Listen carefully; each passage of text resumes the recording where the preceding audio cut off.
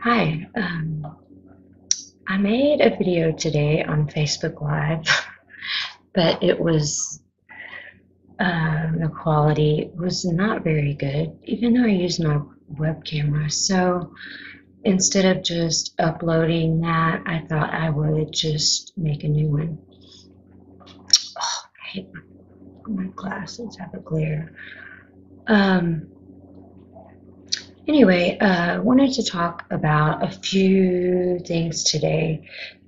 And one reason is because I keep getting these ridiculous comments, same song and dance. They need to leave. They stole the land. They need to go back to Europe. So I have a few facts, and I've written this down for everyone so that I don't get sidetracked or completely lose where I'm going. And that's another thing I said in my video is I have all of this information in my head, but I really struggled to get it out on video. It's like my mind goes blank. But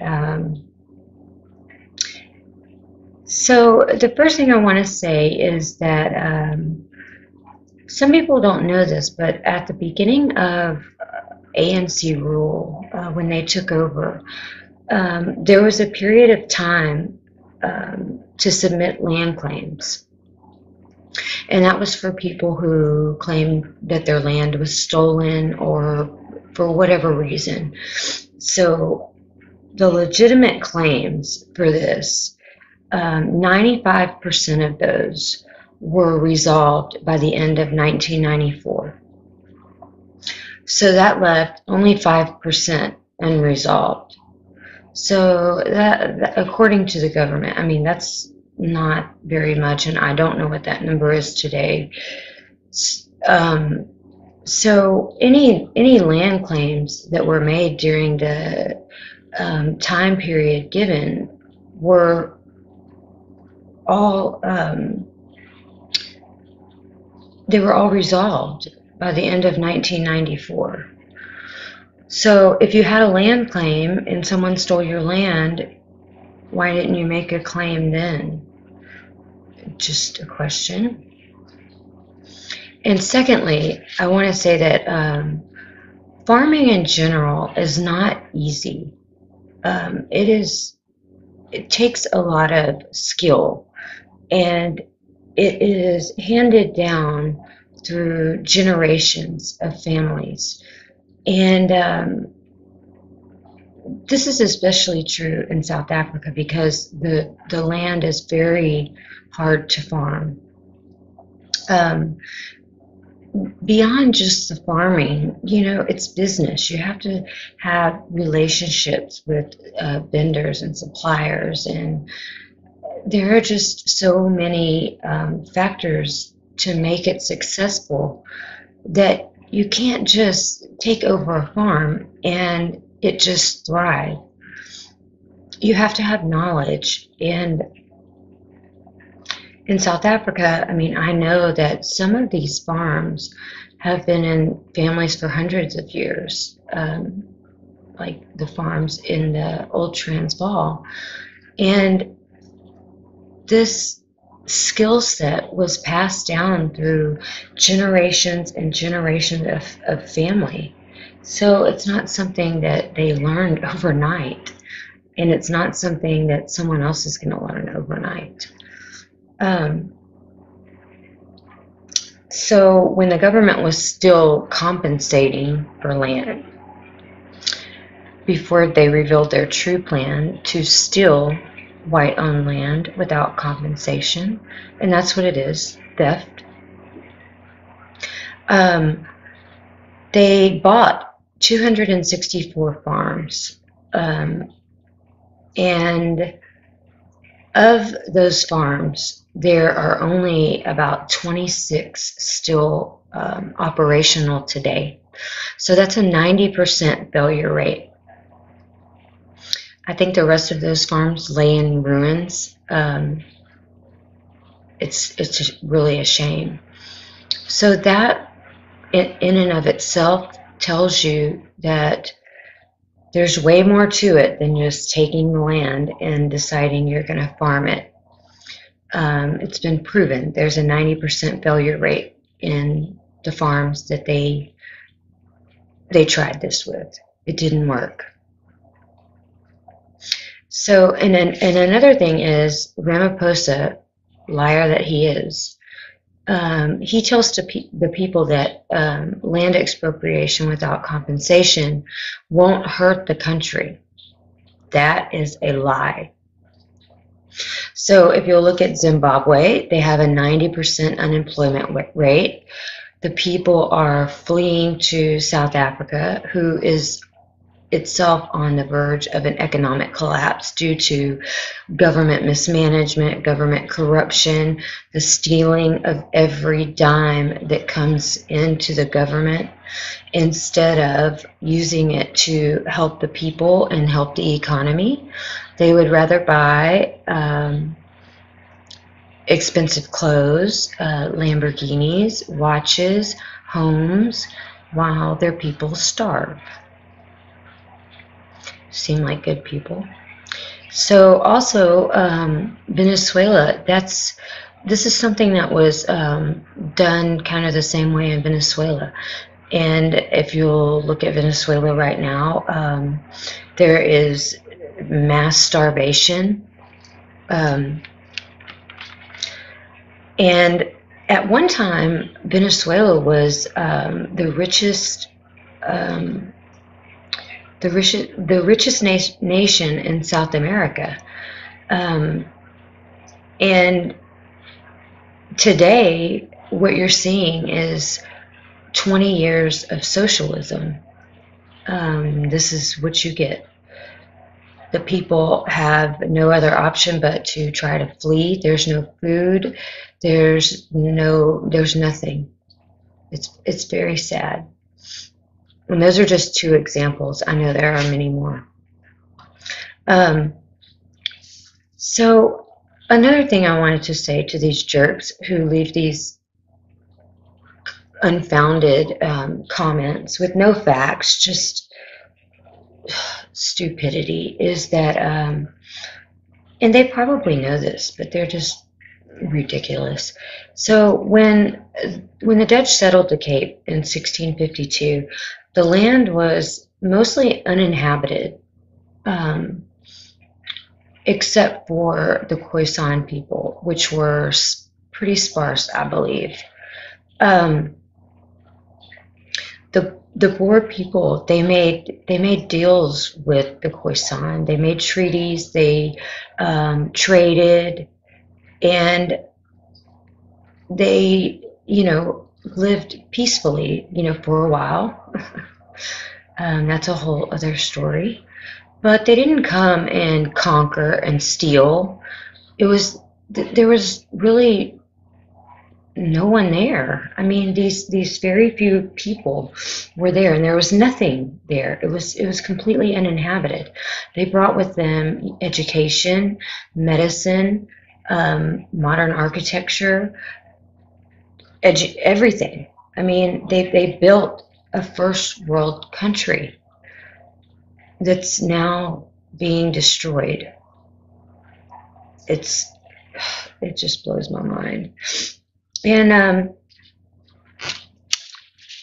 so they traded with the Khoisan, right? They made trade deals. They made treaties. So what these trade deals are basically, it was a system of capitalism, right? So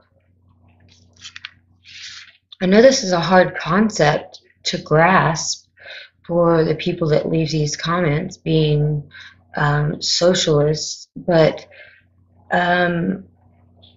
capitalism is where I give you something really cool that you want, and you give me something really cool that I want back.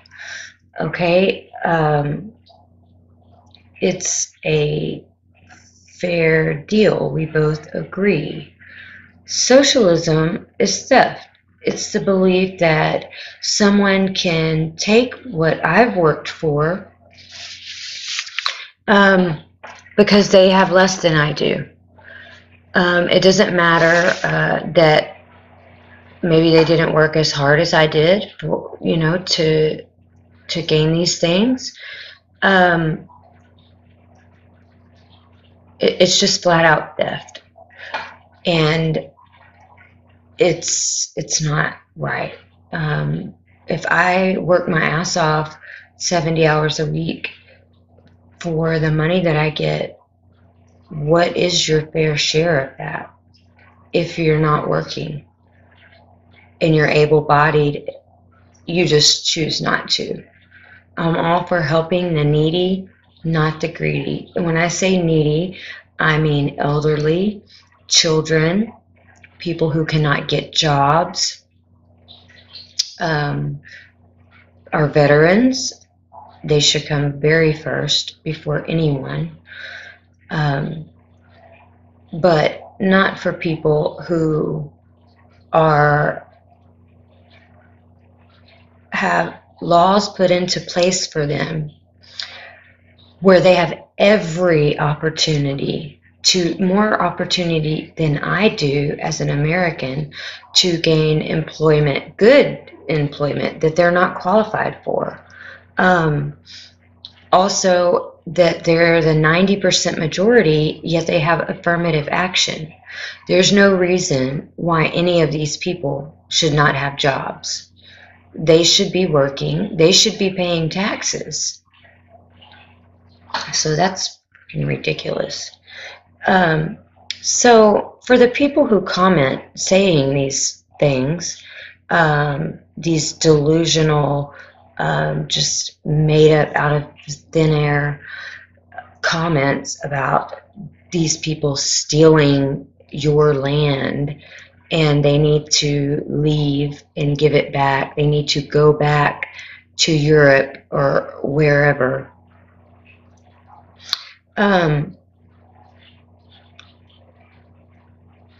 I just have a question for you. Are you Khoisan?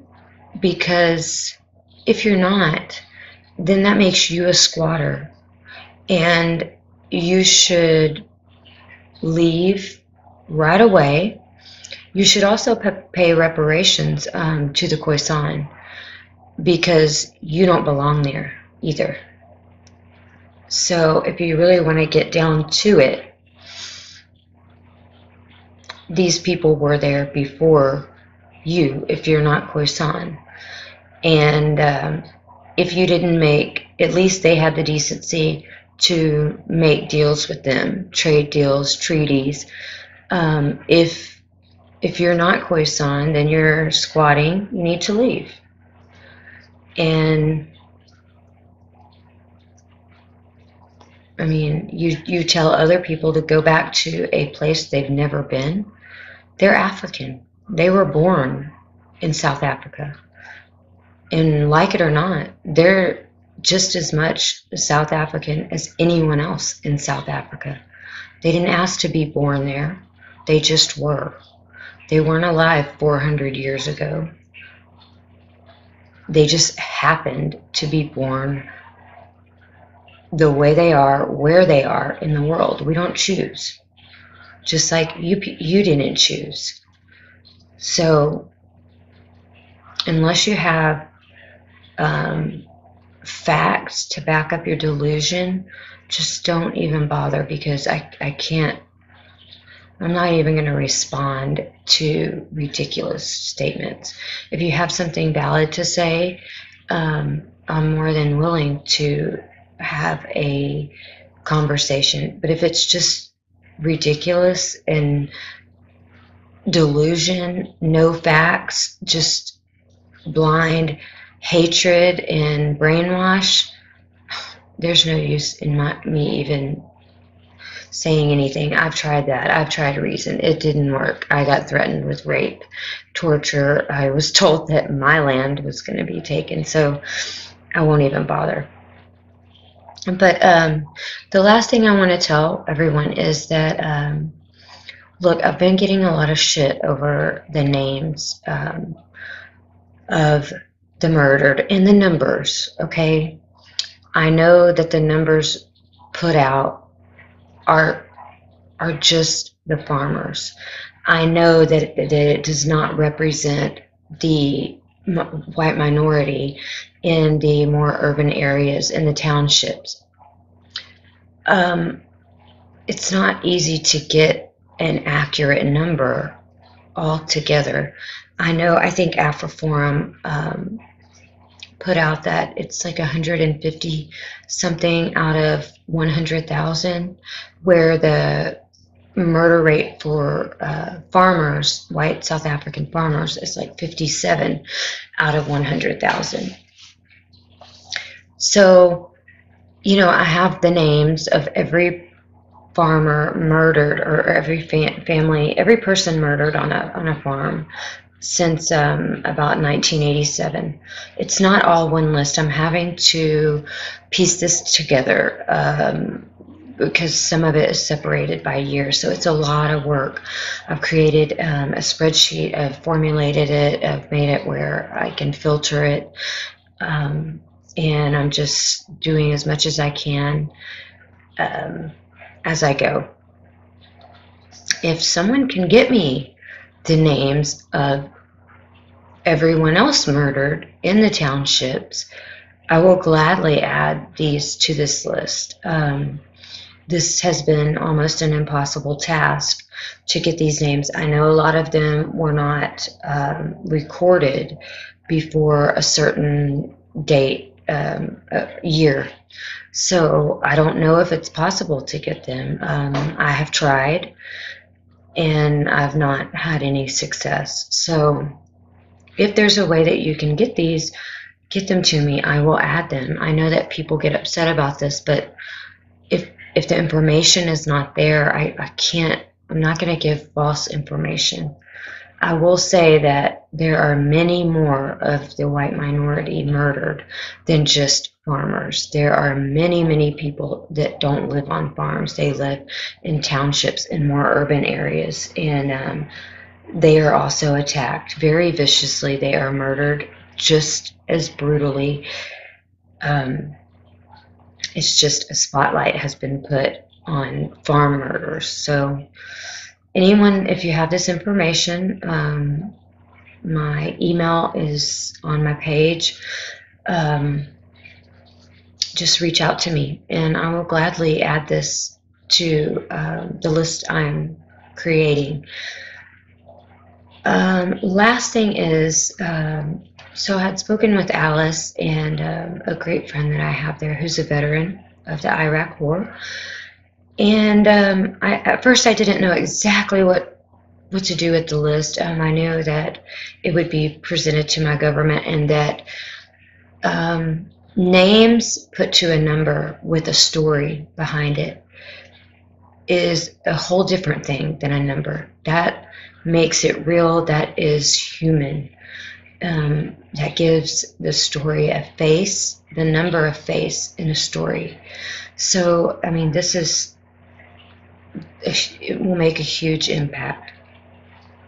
In talking to Alice and my other friend there, we have come up with 2 ideas, and if anyone has any other ideas, just shoot them out to me, and we'll see what works.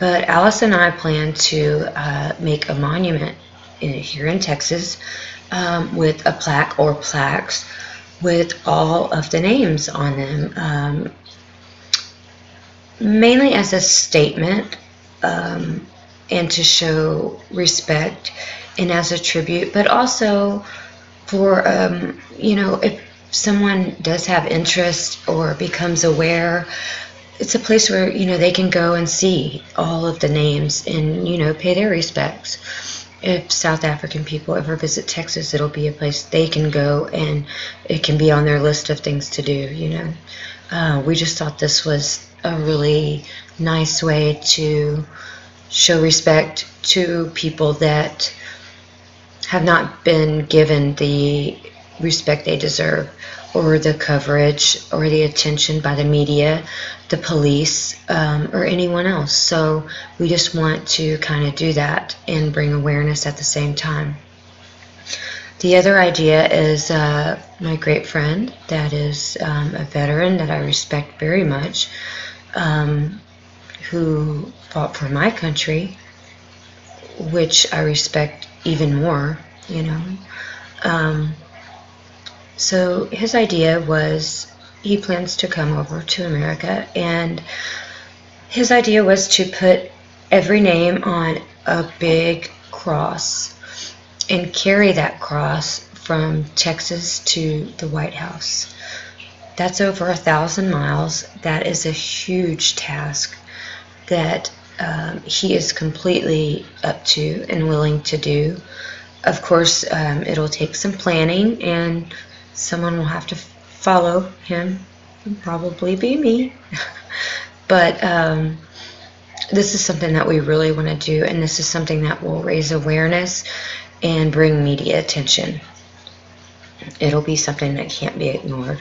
So I will keep you updated, and if anyone has any ideas, please reach out to me and let me know. I'm open to hear anything. And I plan to make a tribute video. I just don't know exactly how yet. So I thank everyone for their time and for listening, and I will talk to you again soon, and email me if you have any ideas. Thank you.